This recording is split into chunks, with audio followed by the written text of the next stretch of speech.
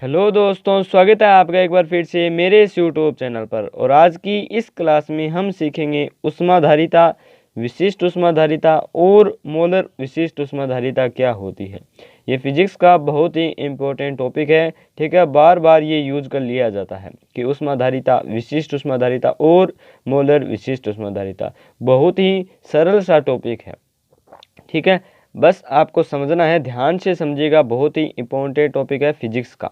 ठीक है, तो पहला वर्ड है ऊष्माधारिता, दूसरा है विशिष्ट ऊष्माधारिता और तीसरा है मोलर विशिष्ट ऊष्माधारिता। ये जो आपका ऊष्माधारिता होता है इसको हम कैपिटल एस से डिनोट करते हैं, जो विशिष्ट ऊष्माधारिता होता है इसको हम स्मॉल एस से डिनोट करते हैं, और जो आपकी मोलर विशिष्ट ऊष्माधारिता है उसे हम सी से डिनोट करते हैं। ठीक है, अब हम पहले थोड़ा सा जो है एक्सपेरिमेंटल बात करते हैं। ठीक है, समझने की कोशिश करते हैं कि ऊष्माधारिता होती क्या है। ठीक है, तो मान लीजिए हमने एक बीकर ले लिया। ठीक है, हमने कोई स्टील के बर्तन में हमने पानी ले लिया इतना। ठीक है, हमें इस पानी का जो टेम्परेचर दिया हुआ है वो दिया हुआ है 40 डिग्री सेल्सियस। ठीक है, 40 डिग्री सेल्सियस दिया हुआ है। अब हमें इसे हीट दे करके इसके टेम्परेचर में जो है 60 डिग्री सेल्सियस हमें करना है, यानी इसके अंतर्गत 20 डिग्री सेल्सियस की हमें वृद्धि करनी है। ठीक है, इसको टेम्परेचर देके इसको गर्म करके हमें इसके टेम्परेचर में 40 डिग्री सेल्सियस से 60 डिग्री सेल्सियस तक की वृद्धि लानी है, यानी इसमें 20 डिग्री सेल्सियस ताप की हमें वृद्धि करनी है। ठीक है, तो इसके लिए हमें कितनी ऊष्मा की आवश्यकता होगी।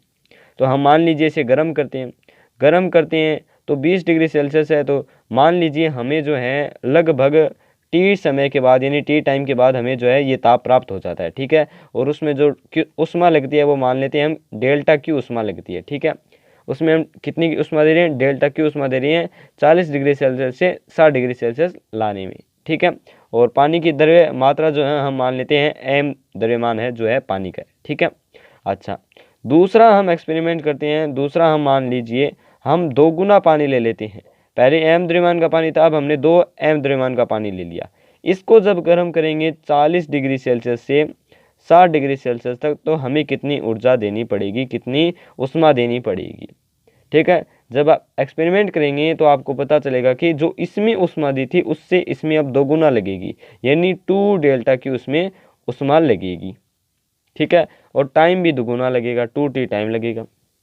ठीक है, यानी किसी भी निकाय को अगर हम गर्म कर रहे हैं तो उसके अंदर जितनी हीट की मात्रा होगी वो उसके द्रव्यमान पर निर्भर करती है, तभी ये 2 गुना हो गई ना। यानी डेल्टा क्यू ऊष्मा, जितनी ऊष्मा चाहिए ये उसके द्रव्यमान पर भी निर्भर करेगा कि उसका द्रव्यमान कितना है, उसके अनुसार हमें ये ऊष्मा मांगेगा। ठीक है, अच्छा, अब हम क्या करते हैं, अब हम मान लो यही एम द्रव्यमान वाला पानी वापस लेते हैं। एम द्रव्यमान वाला हमने पानी वापस लिया। अब हम इसके टेम्परेचर में 40 से लेकर के 80 तक हम वृद्धि करते हैं। पहले हमने वृद्धि की थी 20 डिग्री सेल्सियस की, अब हम दोगुनी ताप में वृद्धि करते हैं, ताप दोगुना कर देते हैं। इतनी वृद्धि करें 40 डिग्री सेल्सियस की। तो जैसे हम 40 डिग्री सेल्सियस की इसके अंदर वृद्धि करेंगे तो हमें वापिस से 2 गुना ऊष्मा की आवश्यकता होगी, और 2 गुना उसमें टाइम लगेगा, 2 गुना उसमें टाइम लगेगा।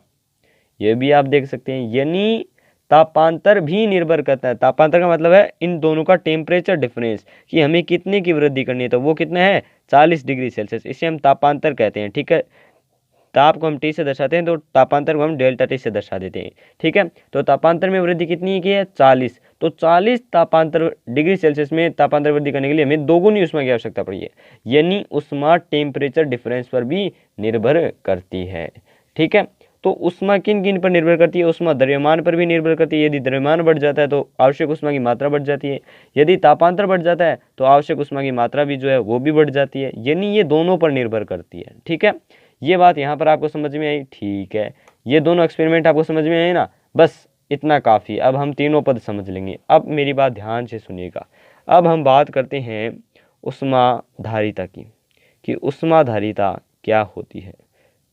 ठीक है, इसे हम कैपिटल एस से दर्शाते हैं। ठीक है, तो देखो हम पहले डेल्टा क्यू, हम पहले यहाँ पर हम डेफिनेशन लिख देंगे। ठीक है, यहाँ पर हम पहले बात कर लेते हैं डेल्टा क्यू और डेल्टा टी की, इन दोनों की बात कर लेते हैं। ठीक है, डेल्टा क्यू और डेल्टा टी की हम यहाँ पर पहले बात कर लेते हैं।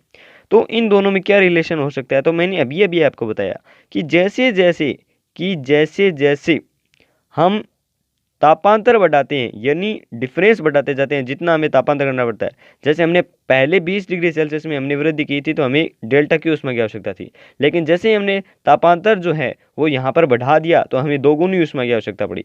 यानी जैसे जैसे तापांतर बढ़ेगा वैसे वैसे ऊष्मा भी बढ़ेगी ना। जैसे जैसे तापांतर बढ़ेगा वैसे वैसे ऊष्मा भी बढ़ेगी। यानी डेल्टा क्यू जो है वो प्रोपोर्शनल है, समानुपाती है डेल्टा टी के। जैसे जैसे तापांतर बढ़ाओगे वैसे वैसे डेल्टा क्यू की मात्रा भी बढ़ती जाएगी। जैसे जैसे और ताप में वृद्धि करोगे वैसे वैसे हमें और ऊष्मा की आवश्यकता पड़ेगी। और हमें पता है फिजिक्स के अंतर्गत जब समानुपाती का चिन्ह हटता है तो यहाँ पर एक कांस्टेंट आता है।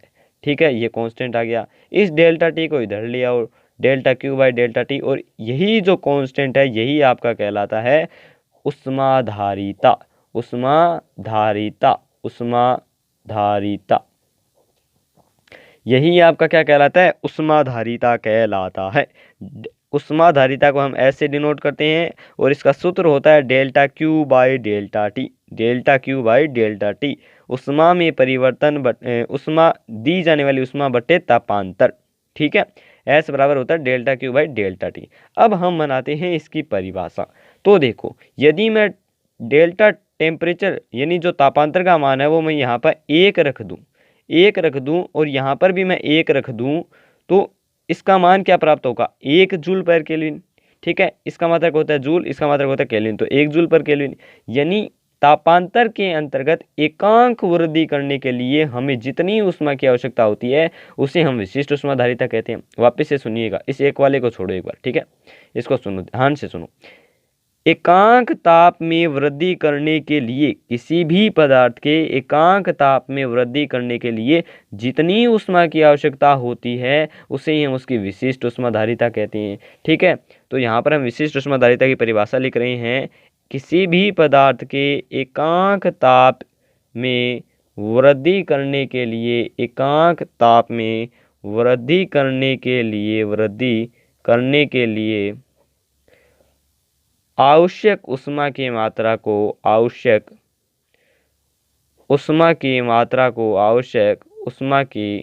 मात्रा को मोलर नहीं, खाली उष्माधारिता कहते हैं, मात्रा को उष्माधारिता कहते हैं। एकांक ताप में वृद्धि करने के लिए आवश्यक उष्मा की मात्रा को उष्माधारिता कहते हैं। ये हो गई आपकी उष्माधारिता। यानी एकांक ताप में वृद्धि करने के लिए कितनी ऊष्मा की आवश्यकता होगी वही क्या कहलाएगी? आपकी उष्माधारिता। ठीक है, उष्माधारिता का जो मात्रक होता है वो होता है, ऊर्जा का तो होता है जूल और टेम्परेचर का हो जाएगा केल्विन, इसीलिए इसका मात्रक हो जाएगा जूल पर केल्विन।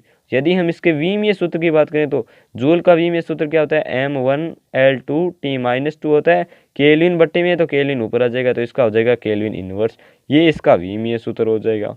ठीक है, ये आपकी उष्माधारिता हो गई और इसे हम कैपिटल एस से डिनोट करते हैं। इसका मात्रक हो गया जूल पर केल्विन और एस बराबर हो गया delta Q by delta T, और इसका विमीय सूत्र मैंने आपको बता दिया है। ठीक है, वापिस से सुनिएगा। किसी भी पदार्थ के एकांक ताप में वृद्धि करने के लिए जितनी ऊष्मा की आवश्यकता होती है उसे उसकी उष्माधारिता कहा जाता है, हीट कैपेसिटी उसे कहा जाता है, और इसे हम कैपिटल एस से डिनोट करते हैं। ठीक है, ये बात हो गई उष्माधारिता की। ठीक है, अब हम बात करते हैं विशिष्ट उष्माधारिता की। दोनों चीज़ें अलग अलग है, ठीक है ना। विशिष्ट उष्माधारिता की, विशिष्ट उष्माधारिता की। ठीक है, अब देखो, हमने डेल्टा क्यू का टेम्परेचर पर निर्भरता देखी कि ये टेम्परेचर किस प्रकार से जो है निर्भर करता है। ठीक है, दोनों समानुपाती होते हैं। अच्छा, यानी डेल्टा क्यू, यहाँ पर भी हम परिभाषा के लिए जगह छोड़ देते हैं या बाद में लिख लेंगे। ठीक है, नीचे लिख लेंगे। देखो, डेल्टा क्यू प्रोपोर्शनल होता है डेल्टा टी के। ठीक है, अब मैंने आपको यहाँ पर पहले एक एक्सपेरिमेंट और किया था, उसमें मैंने आपको बताया था कि यदि हम पानी का द्रव्यमान दोगुना कर दें तो हमें भी फिर से दोगुनी उष्मा की आवश्यकता पड़ती है। यानी डेल्टा क्यू डेल्टा एम के भी ऊपर भी निर्भर करता है। यानी जैसे जैसे आप द्रव्यमान बढ़ाओगे वैसे वैसे डेल्टा क्यू का मान भी बढ़ेगा। यानी delta Q also proportional to M, दोनों के प्रोपोर्शनल है। दोनों को साथ में लिखेंगे तो delta Q proportional M delta T. ठीक है, डेल्टा क्यू बराबर आ जाएगा कांस्टेंट एम डेल्टा टी, समानुपाती का चिन्ह। ठीक है, तो डेल्टा क्यू बाई, इन दोनों को इधर ले आओ तो M delta T, delta Q by delta T by M. ठीक है, ये सूत्र आ गया। और यहाँ पर जो कांस्टेंट आएगा वही आपकी कहलाएगी विशिष्ट ऊष्माधारिता, और इसे हम स्मॉल एस से दर्शाते हैं। इसे आप रो मत समझ लेना, इसे हम स्मॉल एस से दर्शाते हैं, ठीक है, इसमें हम स्मॉल एस से दर्शाते हैं और इसे ही हम विशिष्ट ऊष्माधारिता कहते हैं। वापस से सुनिएगा, डेल्टा क्यू पहले टी प्रोपोर्शनल थी, इसके आधार पर हमने ऊष्माधारिता निकाली, फिर ये एम पर भी निर्भर करती है, इसके आधार पर हमने विशिष्ट ऊष्माधारिता निकाल ली, ठीक है। दोनों को साथ में लिखा, फिर समानुपाती का चिन्ह आया, इन दोनों को इधर ले आए, फिर इस समानुपाती को हमने क्या कह दिया, विशिष्ट ऊष्माधारिता, विशिष्ट ऊष्माधारिता। तो इसकी परिभाषा क्या हो जाएगी, ध्यान से सुनिएगा, ठीक है। किसी भी पदार्थ के एकांक द्रव्यमान के अंतर्गत ताप में एकांक वृद्धि करने के लिए आवश्यक ऊष्मा की मात्रा को उसकी विशिष्ट ऊष्माधारिता कहते हैं, या उस पदार्थ के एकांक द्रव्यमान की ऊष्माधारिता को हम विशिष्ट ऊष्माधारिता कहते हैं। देखो हम इसको ऐसे भी लिख सकते हैं, small s is equal to, बट्टे में एम तो है ही, delta Q by delta t किसका सूत्र है, अभी अभी निकाला, ऊष्माधारिता का सूत्र है, इसलिए यहाँ पर लिख देंगे एस, ठीक है। यानी S बराबर हो गया S बटे M, यानी एकांक द्रव्यमान की, जो बट्टे में होता है उसे हम एकांक करके लिख सकते हैं, ठीक है। एकांक द्रव्यमान की ऊष्माधारिता को हम विशिष्ट ऊष्माधारिता कहते हैं। तो दोनों डेफिनेशन यहाँ पर मैं आपको लिखा दूंगा, ठीक है, अभी लिखा दूंगा। पहले हम इसके मात्रक की बात कर लेते हैं। इसका मात्रक हो जाएगा जूल पर केल्विन इंटू किलोग्राम, ये इसका मात्रक हो जाएगा। इसका विमीय सूत्र निकालें तो जूल का विमीय सूत्र हमें पता होता है Mn(L2T-2), और बट्टे में है केल्विन और ये है M1 किलोग्राम, किलोग्राम से किलोग्राम कट और ये आ गया L2T-2K-1, इसका विमीय सूत्र आ जाएगा।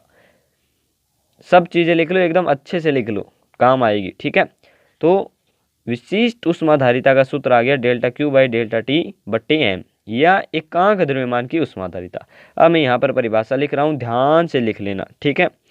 किसी भी पदार्थ के एकांक द्रव्यमान की ऊष्माधारिता को, एकांक द्रव्यमान की ऊष्माधारिता को विशिष्ट ऊष्माधारिता कहा जाता है, ठीक है। यह बात हो गई एक परिभाषा की। फिर दूसरी परिभाषा लिख देते हैं, किसी भी पदार्थ के एकांक द्रव्यमान के अंदर, एकांक द्रव्यमान के अंदर, एकांक द्रव्यमान के अंदर एकांक ताप में, एकांक द्रव्यमान के अंदर एकांक ताप में वृद्धि करने के लिए, वृद्धि करने के लिए आवश्यक ऊष्मा की मात्रा को, ऊष्मा की मात्रा को उसकी विशिष्ट ऊष्माधारिता कहा जाता है, विशिष्ट ऊष्माधारिता कहा जाता है, विशिष्ट ऊष्माधारिता कहा जाता है, ठीक है। एकांक द्रव्यमान के अंदर ताप में एकांक वृद्धि के लिए जितनी ऊष्मा की आवश्यकता होती है उसे हम उसकी विशिष्ट ऊष्माधारिता कहते हैं, और इसे हम स्मॉल एस से दर्शाते हैं। और कैपिटल एस और स्मॉल एस में केवल एम का अंतर होता है, यदि हम बड़े कैपिटल एस के बट्टे में एम लगा दें तो वो स्मॉल एस बन जाता है, ठीक है। इसके मात्रक और विमा की हमने बात कर ली है, ठीक है। एक बार फिर से आप देख सकते हैं अगर आपने कुछ नहीं लिखा है, ठीक है। तो ये बात हो गई अपनी ऊष्माधारिता, विशिष्ट ऊष्माधारिता। और अब हम बात करते हैं मोलर विशिष्ट ऊष्माधारिता की। तो अब हम बात करते हैं मोलर विशिष्ट ऊष्माधारिता की, कि मोलर विशिष्ट ऊष्माधारिता क्या होती है, मोलर विशिष्ट ऊष्माधारिता क्या होती है, मोलर विशिष्ट ऊष्माधारिता क्या होती है। अब देखो हमने पीछे वाले जो अभी अभी टॉपिक पढ़ा उसमें हमने पढ़ा था कि स्मॉल एस बराबर होता है delta Q by delta T बट्टे एम, ठीक है। ये हमने पढ़ा था, स्मॉल एस बराबर होता है delta Q by delta T बट्टे में एम, ये हमने पढ़ा था। अब यदि हम द्रव्यमान को अगर हम मोल से प्रतिस्थापित कर दें, मोल का मतलब होता है ये भी एक पदार्थ को मापने की मात्रा होती है। हमने अभी अभी पढ़ा है कि जो ऊष्मा है वो मात्रा पर निर्भर करती है, जितनी ज़्यादा मात्रा होगी उतनी ज़्यादा ऊष्मा चाहिए। इसीलिए यदि हम इसीलिए यदि हम इस द्रव्यमान को मोल से प्रतिस्थापित करें तो यहाँ पर जो विशिष्ट ऊष्माधारिता आएगी उसे हम कहते हैं मोलर विशिष्ट ऊष्माधारिता, और उसे हम C से डिनोट करते हैं। बस m की जगह आ जाएगा n, जहाँ पर n क्या है, जहाँ पर n है नंबर ऑफ मोल्स, मोलों की संख्या, नंबर ऑफ मोल्स। ठीक है, नंबर ऑफ मोल्स यानी मोलों की संख्या। तो मोलर विशिष्ट ऊष्माधारिता क्या होती है, एकांक किसी भी पदार्थ के एकांक मोल के अंदर एकांक ताप की वृद्धि करने के लिए आवश्यक ऊष्मा की मात्रा को उसकी मोलर विशिष्ट ऊष्माधारिता कहते हैं। परिभाषा लिख रहा हूं, ध्यान से देखिएगा। किसी भी पदार्थ के एकांक मोल के अंदर एकांक मोल के ताप में एकांक वृद्धि करने के लिए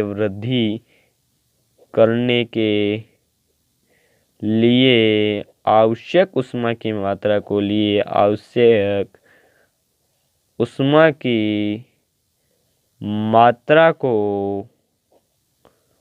की मात्रा को मोलर विशिष्ट ऊष्माधारिता कहते हैं। मोलर विशिष्ट ऊष्माधारिता कहते हैं। किसी भी पदार्थ के एकांक मोल के अंदर एकांक ताप में वृद्धि करने के लिए आवश्यक ऊष्मा की मात्रा को मोलर विशिष्ट ऊष्माधारिता कहते हैं।